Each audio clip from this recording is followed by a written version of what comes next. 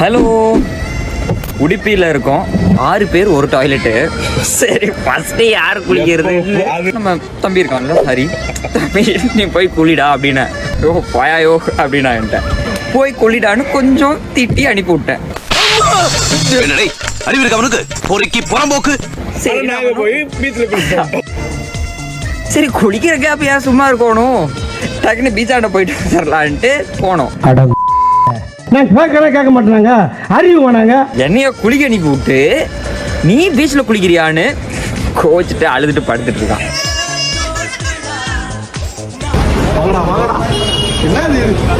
அது இல்லடா, அது சந்தோஷம் திடீர்னு வந்து வாடா குளிக்க போலாம் அப்படின்னு இல்ல.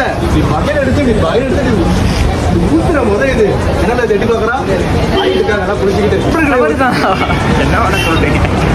நான் வந்து அவன் காலில் விழுந்து மன்னிப்பு கேட்குற தருணம் சாஸ்தாங்கம்மா. மன்னிப்பு கேட்குற தருணம் இது. இருக்கு குடிக்கலாம் மூஞ்சி மேல குடிக்கலாம்.